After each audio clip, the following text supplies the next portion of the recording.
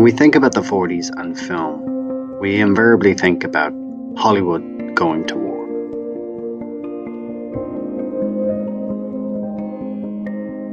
However, a film that might best describe the cultural shift of the 40s is one of the most celebrated detective stories of all time, The Maltese Falcon. As Paul Schrader and other academics have noted, The Maltese Falcon also introduced elements that later became the hallmarks of film noir: the alienated hero, the femme fatale, and the dark, disturbed urban environment. Like all great film movements, film noir was born from an existential crisis. In its case, the loss of American idealism following the devastation of the economic crash in the 30s and the World War II. Noir's literary influences were from the stories of Dashiell Hammett and Raymond Chandler and the social justice and stoic virtue of detectives Sam Spade and Philip Marlowe, and the hard-boiled fiction of James McCain and Cornell Woolrich. As Paul Schrader and many other academics have pointed out, noir should be regarded as a movement, but it did stem from Hollywood's most popular genres that would include the gangster, horror, and private detective films. Aesthetically, film noir is indebted to German Expressionism. These films could be identified from their strange angular set designs, advanced cinematography, and chiaroscuro lighting. The goal of these films was to express feelings of extreme distortion and an inner emotional reality rather than surface appearances. Thematically, ideas normally centered around the subjects of madness, insanity, and betrayal. Siegfried Krakow considered many expressionist films as an allegory for German social attitudes with the rise of National Socialism, the political doctrine of Nazism.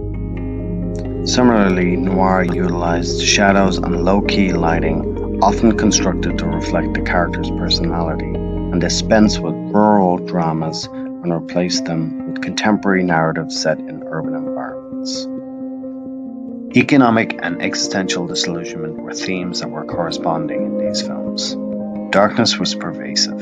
It follows characters as they adjusted to new social and political realities.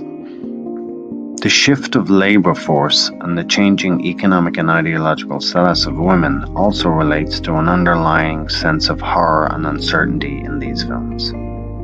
Janie Place suggests that the loss of stability, identity, and security is reflected in the two archetypal representations of women in noir.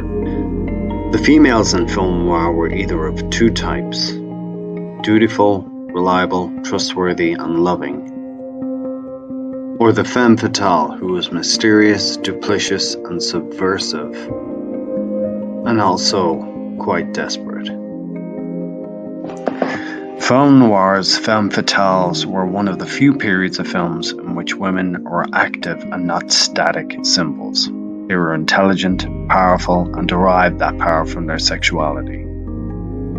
As Sylvia Harvey suggests, despite the ritual punishment for their acts of transgression, it is the image and iconicity of the femme fatale that transcends those narrative conventions. Their strength was expressed in the visual dominance of frame and mise-en-scène, and they seemed to control the camera movement and direct the gaze, often emasculating the presence of the male protagonist. Much of noir sees the typical gender roles reversed, with women the intelligent and often conniving characters that bend men to their will.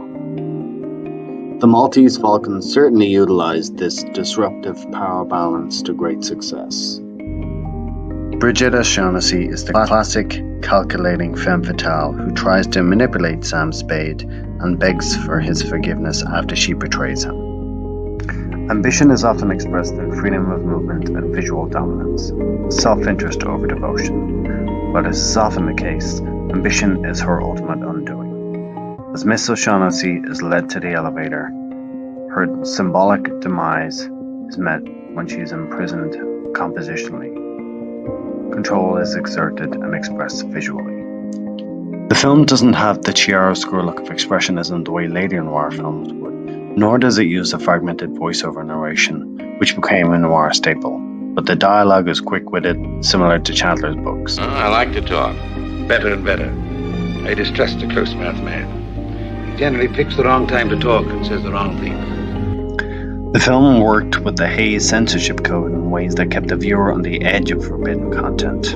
Its dialogue contains hints of taboo subjects for the 40s, such as character homosexuality and Spade's own sexual activity, but never implicitly notes them.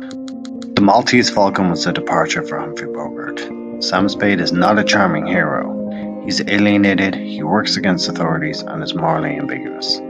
With its fatalistic worldview, the Maltese Falcon and the character of Spade would usher in the era of film noir. What is it?